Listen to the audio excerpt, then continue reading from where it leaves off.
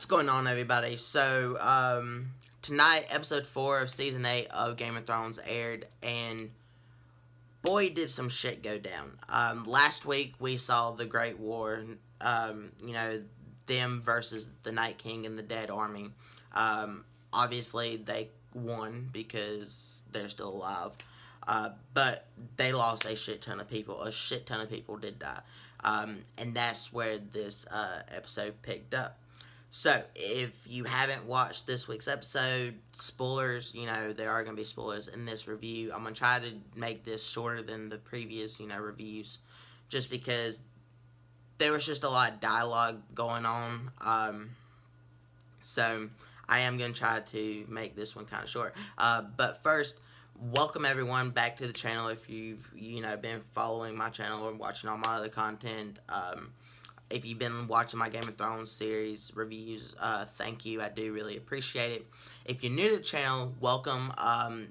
This channel, I do TV reviews like Game of Thrones, Walking Dead. I do some Netflix original reviews, just random TV reviews. I also do movie reviews, Blu-ray 4K unboxings, 4K Blu-ray gaming collection updates, stuff that I buy throughout the month, monthly updates. I also do some gameplay stuff. I live stream gameplay. I also, have done gameplay videos. I also have done a vlog and would like to start back doing more vlogs, so I am planning on doing that soon. So go check out all my previous content and make sure that you subscribe so you can see what's to come, because I do have a couple of ideas that I would like to bring to this channel. But without further ado, let's just get started. So, like I said, this episode, it started off with them burning everyone who had fallen on the battlefield during the Great War. Great Battle.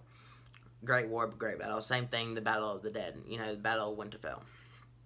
So that's where that picked up, and we got a really great uplifting speech that Jon gave. I'm not going to try to quote it because I'll just butcher it, but we had a great thing.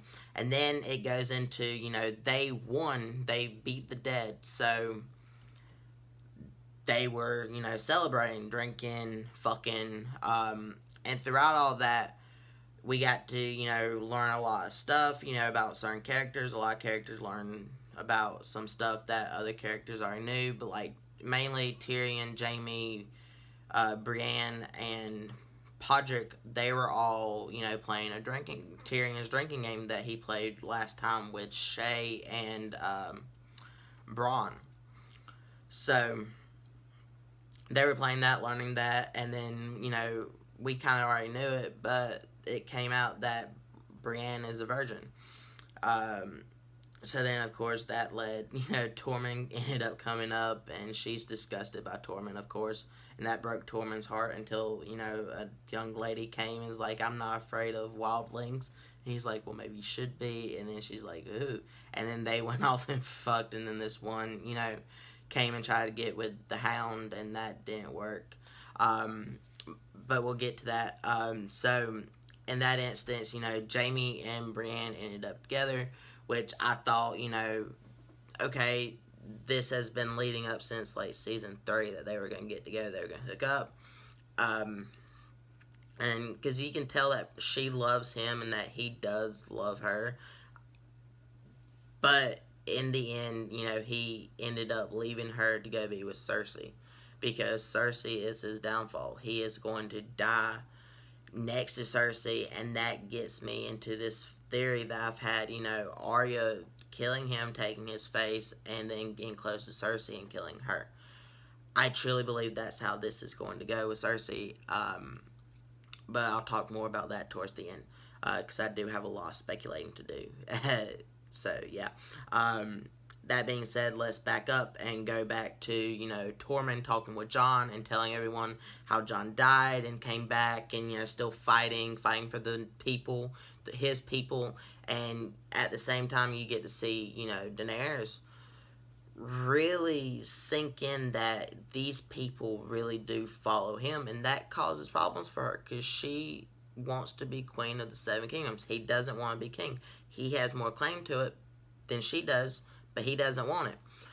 And she realizes that even, like, if they ever find out who he really is, they will never follow her. They already are skeptical about her because she's not one of them. But if that got out, they would want him in an instant. And so she makes him, come up with the thing that the only way it's going to work is if it's just her, him, Bran, and Sam all know his true identity. And he can't tell Arya like he wants to. He can't tell Sansa like he wants to, because he wants to tell his family. And yeah, we also see that it's not really a big deal to them that, well, it is a little awkward for him, but for her, it's not really, awkward that they're aunt and nephew. She still loves him, and still wants them to be, together and happy. So you have that. And then Sansa ended up having a nice little moment with the Hound because, back in season 1, the Hound tried to get Sansa to leave with him.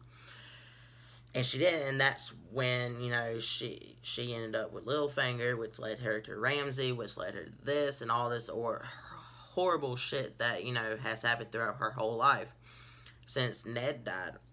And, we realized she told him that, he's like, if you had just came with me, none of that would have happened. She's like, and he called her Little Bird, which she hasn't been called Little Bird since season 1. And I like the response that she did, well, if I had gone with you, then if it hadn't been for all that shit that I went through, I would still be a little bird to this day and not the person that you are. I am.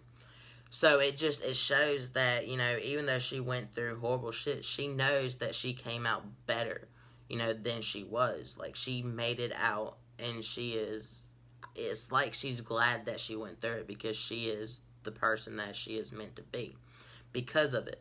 And I like that. I really do. Because that's how you have to look at it when you go through horrible shit like that. You have to look at it as,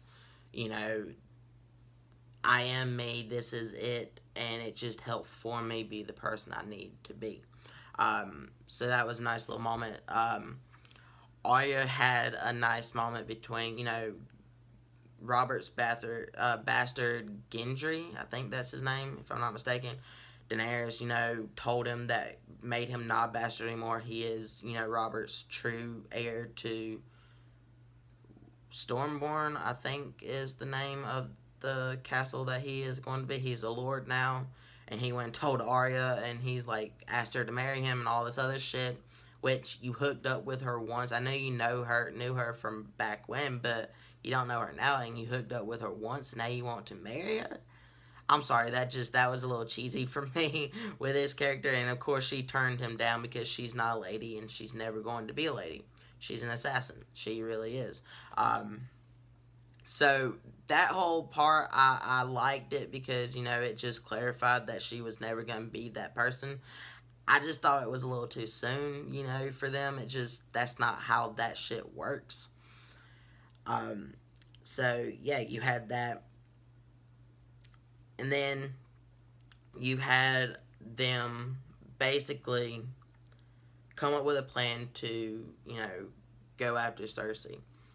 And so Daenerys and Tyrion, all them, they went all back to Dragonstone, and that is when shit went down.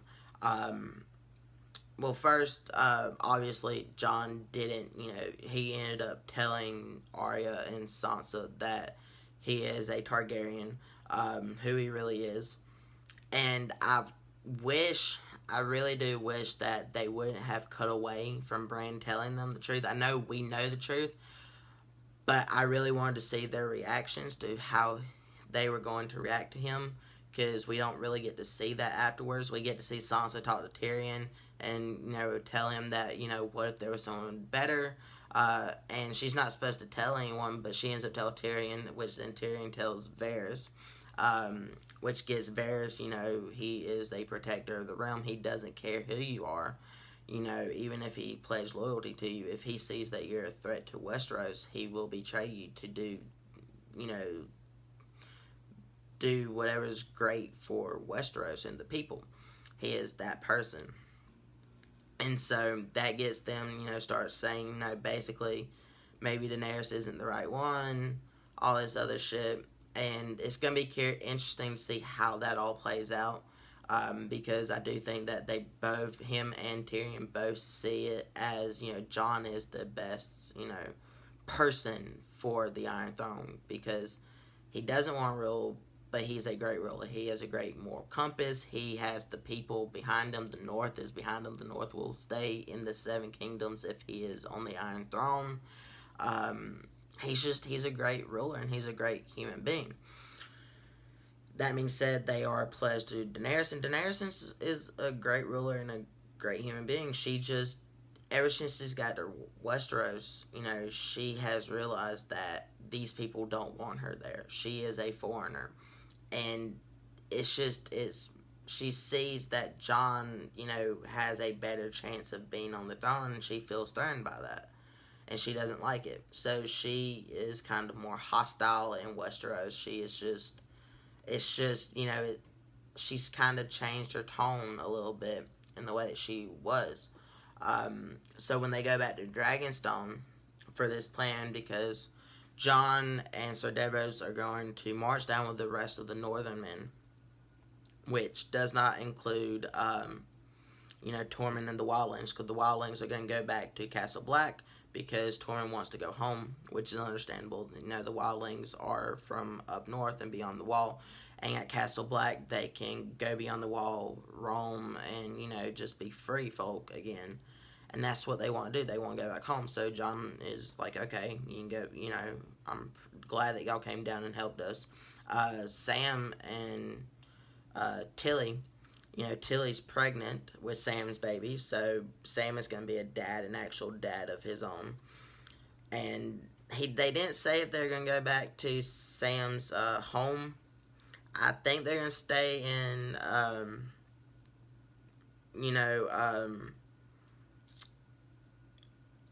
Winterfell. I was slipping on for a second. Winterfell, but I'm not even sure if he said that he was going back home. I missed it. So let me know down in the comments if that's what he said, which would make sense. But, you had a nice little moment between them, all of them, before, Jon headed out on the King's Road leading to King's Landing.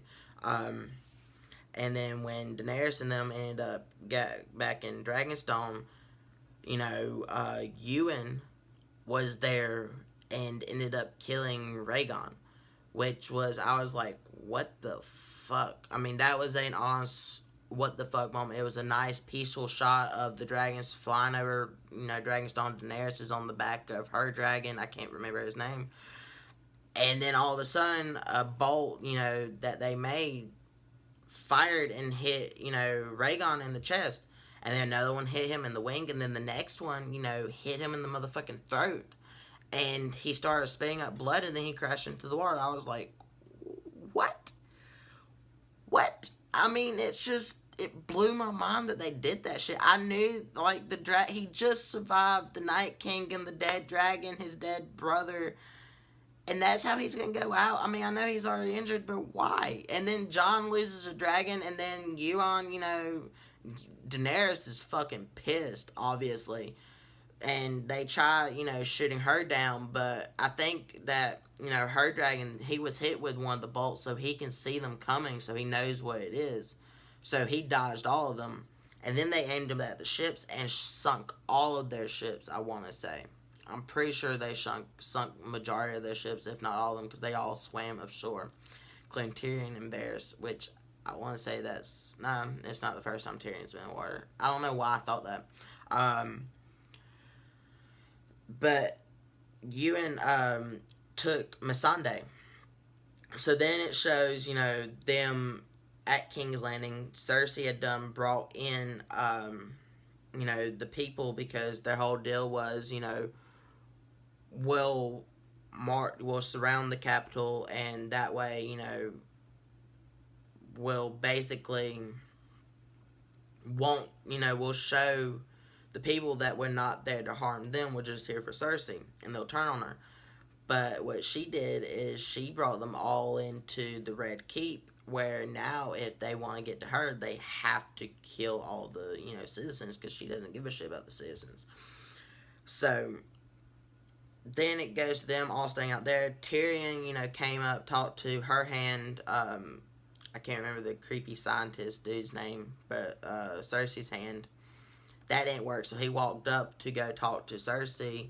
And I really thought that was going to be in Tyrion, because they, all the archers, aimed at Tyrion, and she went like that, or like that, and then she ended up going like that, and I was like, okay, she's not going to kill him.